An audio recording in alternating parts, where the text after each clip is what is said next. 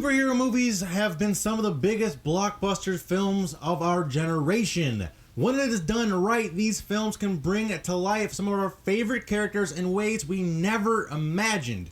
However, when not done properly, they can make fans want to pull their hair out and break something.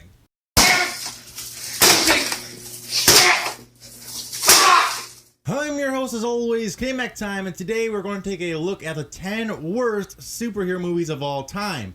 Now, I want you all to keep in mind before we get into this list is my own personal opinion, and despite watching countless superhero movies in my 23 years on Earth, I have not even come close to seeing them all, especially some of the older films. So if you disagree with the movie on the list, it is completely fine and it's completely understandable. Just make sure to comment down below and we can have a fun discussion about it in other movies. But for now, let's jump right in with number 10 on the list, Fantastic Four. This version came out in 2015 and everyone was for sure that they could not mess up the franchise for a third time in a row. We were all stoked that it would be the return of a franchise that was so great. We were all big fans of it. But no, what we got was a steaming pile of dog shit that was universally hated. It scored a whopping 9% on Rotten Tomatoes and was widely criticized for its lack of humor and lack of character development. I mean, these characters just didn't seem to fit, like the final four just didn't seem to fit together well. It was just so weird. It didn't make any sense. There were also blatant continuity errors such as Mara's changing hairstyle and color and Teller's disappearing facial hair. These were just due to them having to reshoot scenes but not thinking to have the hair and the stuff like that the same. Continuity errors and lack of attention and detail is the fastest way to piss off a fan base who loves a character or a comic series. And Fantastic Four is a cinematic equivalent of a kick in the nuts for fans. Next at number 9 is 2004's Catwoman, and despite how incredibly hot Halle Berry looks in that costume, the movie is a complete disaster. It was produced by Warner Bros. Pictures to almost universally negative reviews. The film received 7 Golden Raspy nominations and 1 in the categories of Worst Picture, Worst Actress, Worst Director, and Worst Screenplay. Many consider it to be one of the worst movies of all time. And on top of that, the movie only grossed $82 million on a $100 million production budget.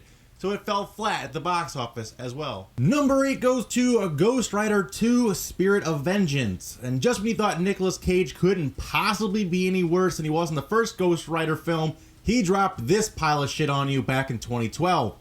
Critical reception of it was almost entirely negative, and critics and fans criticized the script, the CGI, and the acting. After this, Nicolas Cage said he was done with the character for good, and they were forced to cancel the third installment.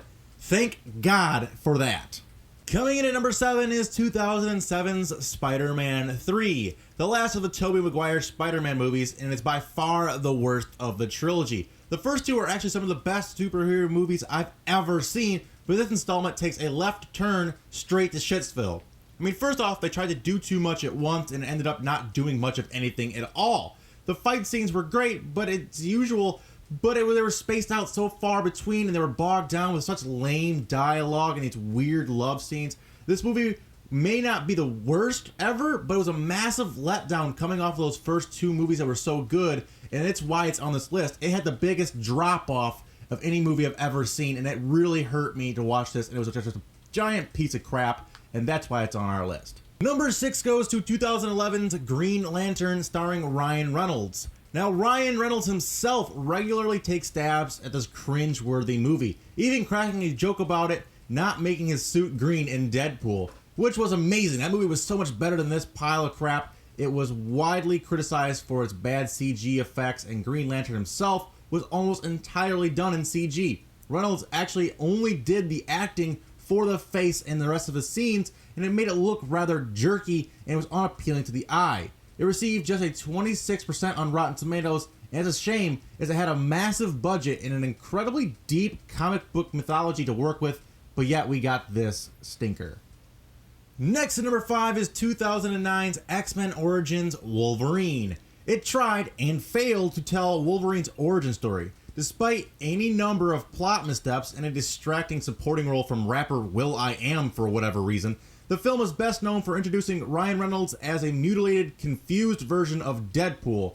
God, that version of Deadpool is just enough to make you want to pull your hair out when you compare it to the new version of Deadpool, which is just so much better. The movie was full of weird plot decisions, and again, these were made fun of by Reynolds in the new Deadpool movie. He spoofed this so hard, making fun of him, and it was something that needed to be done. It did have a few decent action scenes, but it was not enough to pull this movie back from the shithole it stumbled into. And after all the hype around the film, it really fell short and fell into the realm of forgettable for me, and that's why it's on our list at number 5. Number 4 goes to 2005's Elektra, which is a spin-off of the Daredevil movie released a few years earlier. It is one of the only superhero movies that features a female lead character, and while that is great, the movie is not. Critics hammered Jennifer Garner's performance, calling it uninspired, and questioning if she'd actually ever read the comics of which her character was based off of. In her defense, the script didn't help her out much, having boring dialogue and an even worse plot. Hopefully this movie didn't ruin it for future female lead characters in superhero movies, as the Wonder Woman movie will be coming out shortly, and hopefully it is a lot better than this pile of garbage. Next up at number 3 is 1997's Steel, which is based off the DC character Steel, aka John Henry Irons, who was played by none other than Shaquille O'Neal. Yes, the basketball player, the non-actor. And I know Shaq was incredibly popular at the time, but the man simply cannot act. Not one bit. It's awful. It's just cringeworthy to even think about it. Yeah, he starred in multiple movies. This was not the only one he even starred in. It was, oh God, it's terrible. Not sure what the producers were thinking, but not only is Shaq's acting a complete shit show, the writing and the storyline isn't much better. It got a solid 12% on Rotten Tomatoes, and the only people that were willing to give this anything but a 0 had to have been Lakers fans. In our runner-up spot is Batman and Robin. This abomination was released in 1997, and it is single-handedly almost killed the entire genre of superhero movies. George Clooney's Batman is a kick in the nuts for all fans of the character, and then there is what I consider to be the single worst character in any movie I've ever seen, superhero or not. Arnold Schwarzenegger as Mr. Freeze is pure cancer. His acting is so over the top, it's painful to watch, and the non-stop freeze puns are enough to make you want to put hammer and nail against your head and bang until you can't open them anymore. I mean, this pile of garbage is deserving of its 13% on Rotten Tomatoes, and you should only watch it if you're going to laugh at how horrible it is. And finally, our number 1 worst superhero movie of all time goes to Fantastic Four, yet again. However, this version of the Fantastic Four was so bad, it was technically never even released. The movie was rumored to be scheduled to be released in mid-1994, but was never shown in theaters. The film ultimately did find its way to the public via illegal copies being released, and it is laughable from start to finish. The costumes, along with most other things in the film, are so cheaply done. It's just, oh, it's so terrible. I mean, it's so poorly done, it makes you think you're watching a bad high school play.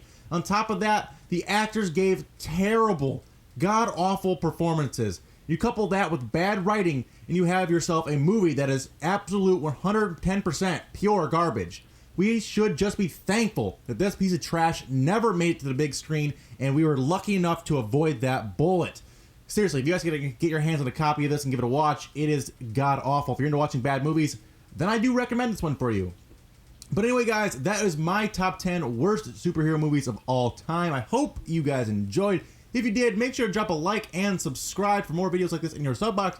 Also, make sure to check out my previous top 10 worst videos where I talked about the worst Nickelodeon and the worst Cartoon Network cartoons. Those are very fun videos. Links will be in the end slate and the description. But until next time, guys, remember, it's always K-Mac time somewhere, so take it easy, and peace out.